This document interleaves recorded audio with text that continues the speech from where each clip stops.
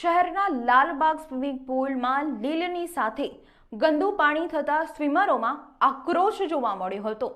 સાથે જ સામાજિક કાર્યકર અતુલ ગામેજીએ તંત્રની ઝાટકણી કાઢી હતી। શહેરમાં ઉનાળાની શરૂઆત બાદ પણ કોર્પોરેશન દ્વારા તમામ સ્વિમિંગ પૂલ શરૂ કરાયા નથી, ત્યાં લાલબાગ સ્વિમિંગ પૂલમાં લીલની ઝાજમ પથરવાની સાથે પાણી પણ ગંદુ થઈ જતા સ્વિમરોમાં આક્રોશ જોવા મળી રહ્યો છે।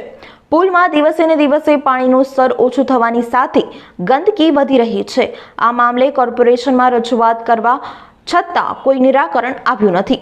લાલબાગ સ્વિમિંગ પૂલમાં લર્નર સ્વિમર પાસેથી ₹850, સ્વિમર ફી ₹550 અને 1 વર્ષની ફી ₹4500 કોર્પોરેશન વસૂલે છે।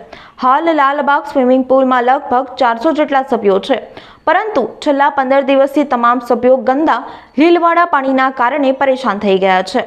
જેમાં હેમાંગ શાહ નામના સભ્યએ કહ્યું કે દર વર્ષે ઉનાળામાં આ પરિસ્થિતિનું નિર્માણ થાય છે। 3 દિવસ પહેલા અમે ફરિયાદ કરી છે, તેમ છતાં કોઈ સુધારો થયો નથી।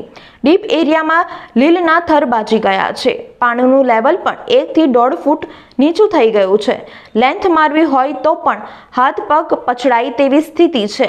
તેમજ મોડી સાંજે 7 થી 8 વાગ્યાની બેન્ચમાં સ્વિમિંગ કર્યા પછી સ્નાન કરવા માટે પણ પાણી મળતું નથી, જેના કારણે ચામડીના રોગ થવાની સંભાવના વધી ગઈ છે।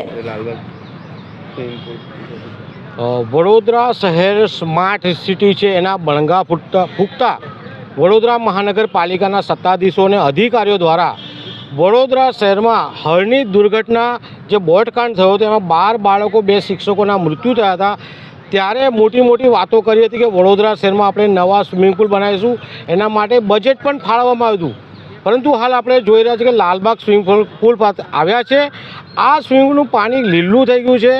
જે પણ સ્વિમરો આવે છે એમની ફરિયાદો પણ છે કે અહીંયા સ્વિમિંગ કરવાથી શરીરમાં ખંજવાળ આવે છે, એમના આરોગ્ય સાથે જીવલેણ ચેડા થઈ રહ્યા છે, પાણી ગંદુ છે। આટલી બધી સમસ્યાઓ આ લાલબાગ સ્વિમિંગ પૂલમાં છે। સાથે વડોદરા શહેરમાં અન્ય 3 સ્વિમિંગ પૂલ છે, એમાં પણ 2 સ્વિમિંગ પૂલ બંધ હાલતમાં છે।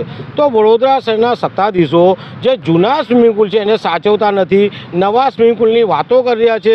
લાલબાગ સ્વિમિંગ પૂલનું પાણી લીલું થઈ ગયું છે, છતાં પણ સત્તાધીશોને અધિકારીના પેટનું પાણી હાલતું નથી। વડોદરા શહેરના સ્માર્ટ સિટીના આપણા સ્માર્ટ મેયર, આપણા જાંબાજ કમિશનર સાહેબને વિનંતી છે કે લાલબાગ સ્વિમિંગ પૂલ સાથે અન્ય સ્વિમિંગ પૂલ વહેલામાં વહેલી ચાલુ કરે, સારી રીતના ચાલુ કરે અને નવા સ્વિમિંગ પૂલ જે બનાવવાના છે વહેલી તકે બનાવે તેવી અમારી માંગ છે।